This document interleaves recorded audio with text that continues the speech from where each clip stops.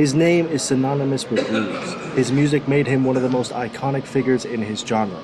He is cemented as a legend. And yet, very little is known about Robert Johnson. 29 songs, 2 verified photographs, and hundreds of unanswered questions. Johnson's life, his story, and his artistry is wrapped in mystery to this day, but his music resonates with millions. However, Johnson wasn't always a brilliant musician. In fact, he was considered to be relatively untalented, even up until his early 20s. Allegedly, he improved rapidly on the guitar, so much so that a legend was born that Johnson sold his soul to the devil so that he could become a master of the guitar. Johnson passed away under mysterious circumstances at 27 years old, giving birth to the infamous 27 Club and adding yet another question mark onto his already confusing story.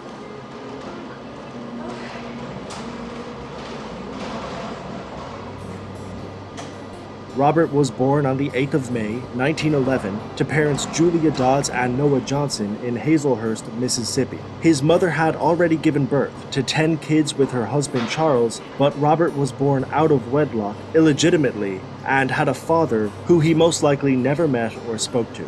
His stepfather, Charles, was a reasonably successful landowner, but after getting into a dispute with a lynch mob, he was forced to move to Memphis, and Robert would eventually be sent there to live with him until he was around 8 or 9 years old. At that age, he moved back to Mississippi to live with his mother and her new husband, Dusty Willis.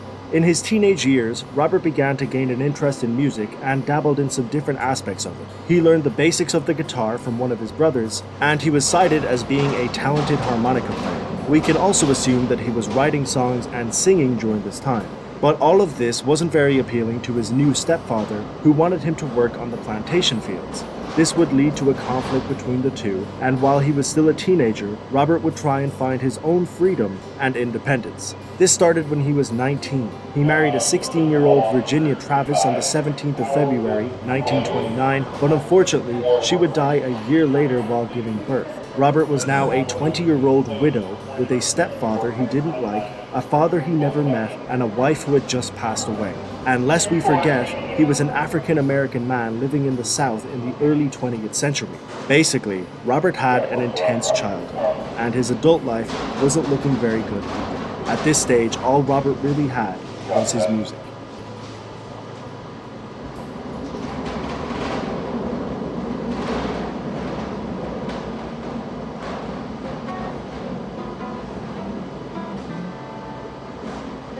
It was around this time that legendary blues icon Son House moved to a town that was near where Robert lived. All of a sudden, a lost and impressionable Robert Johnson was listening to one of the greatest blues artists of his generation perform live every week at the local juke joint.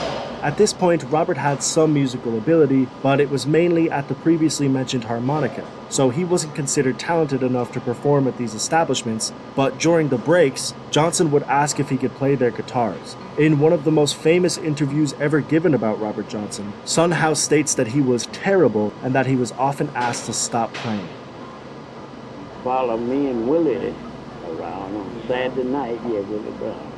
And every time we stop to rest and sit there, we'll get down over in the corner or something and go out and catch air, get the guitar and trying to play it and be just noising the people, And when the folks would come out and say, why don't some of y'all go in there and meet that boy, get that thing down, he's running us crazy.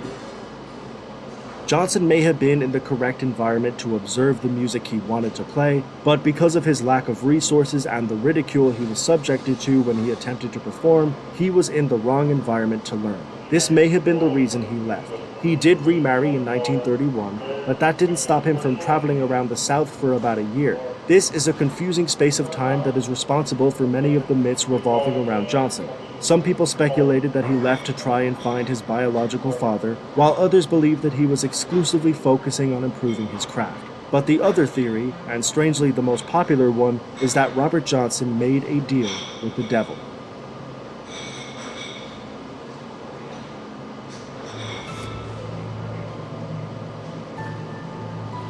The story goes that Robert Johnson went to a local crossroads with his guitar before midnight. He started playing his songs, and at midnight, the devil appeared. The devil took the guitar and tuned it, played a song, and gave it back to Johnson. This was the transaction.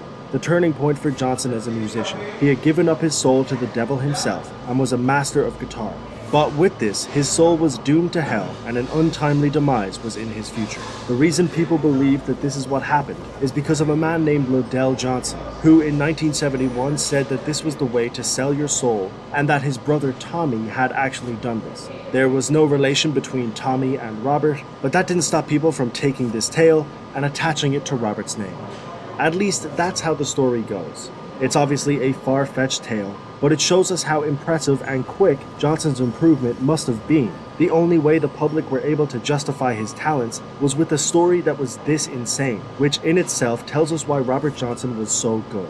One thing is almost certain. Between the years of 1930 and 1932, something happened that made Johnson go from being considered embarrassingly bad to one of the greatest guitarists of all time. When he finally returned to play for Son House, nobody was telling him to stop. He was so good, when he finished, all our mouths were standing open.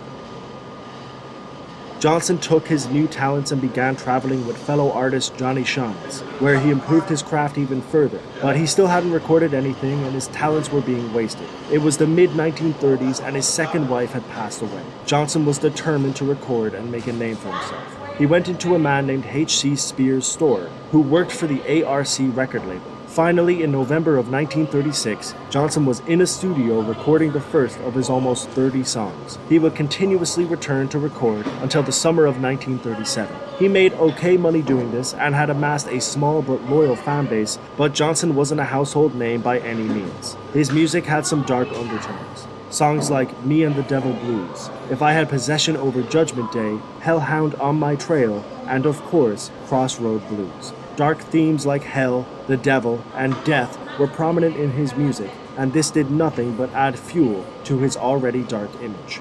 But this was par for the course for blues. These weren't new thematic explorations, they were cemented attributes of the genre, but people emphasized Johnson's dark lyrics to add to the narrative, even though there were hundreds of similar acts doing the same thing. Regardless, the recordings were done, and unfortunately, that would be Johnson's entire discography, because a year later, he would die.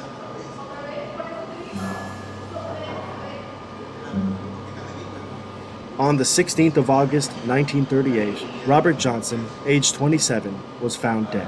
Very little is known about the specifics of his untimely demise. In fact, the actual date he died wasn't discovered for another 30 years when music journalist Gail Dean Wardlow found his death certificate. It didn't have any cause of death, so we weren't given any answers in that department, but of course, there are theories. The first theory, which is the most plausible and the most boring, is that Robert died from untreated syphilis that he had inherited from one of his parents. It was a common problem for low-income families at the time, and it's entirely possible that Johnson was a victim of this. But if you haven't figured it out yet, nothing is ever black and white with Robert Johnson. And as you probably expected, there is a second theory, that Johnson was murdered. Johnson had been performing for a few weeks at a country dance that was only 15 miles away from where he was found.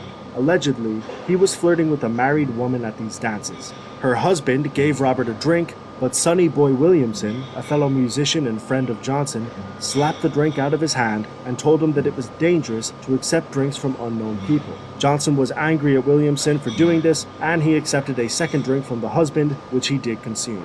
Williamson wrote an account about this, and he was a well-respected figure of the blues community who had a confirmed association with Johnson, so it is entirely possible that he was telling the truth. Whether Johnson was actually poisoned is a different story altogether. However, Robert Mac McCormack, a notable blues researcher, claimed that he tracked down the man who killed Johnson and actually got a confession from him. He declined to reveal the name or release the confession, which seems like a strange thing to do. If you were a blues researcher and found out who killed one of the genre's biggest icons, it's very strange that you wouldn't release that information.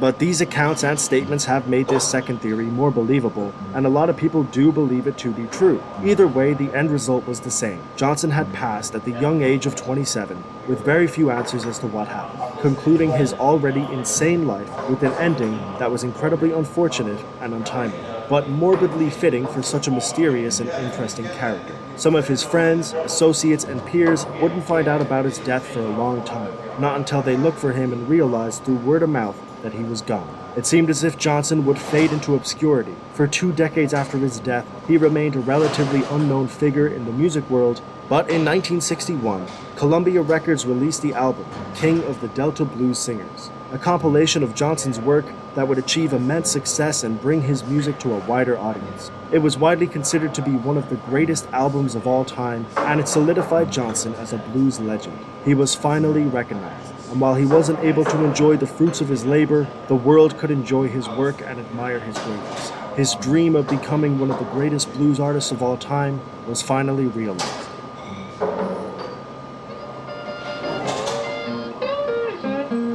Robert Johnson probably didn't sell his soul to the devil, but he did give his soul to blues. It could be argued that what Johnson managed to do in his short life was one of the greatest feats ever achieved by a musician. His short discography changed blues forever and influenced hundreds of notable musicians and continues to do so to this day. He won a Grammy in 1990 for Best Historical Album. His song Crossroad Blues was inducted into the Grammy Hall of Fame 8 years later, and he was inducted into the Rock and Roll Hall of Fame in 1986. He has been cited as an influence to artists like Mick Jagger, Fleetwood Mac, Bob Dylan, and Eric Clapton.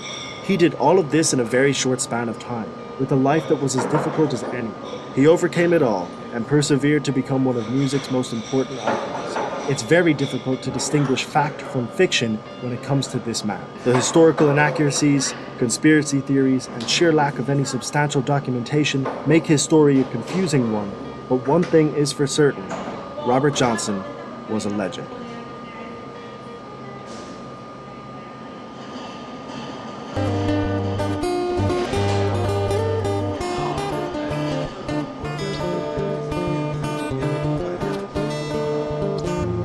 So it's been here for the show. Like, comment, and subscribe. That's the story of Robert Johnson. Jesus is King. Barry Penn for us too late. Peace.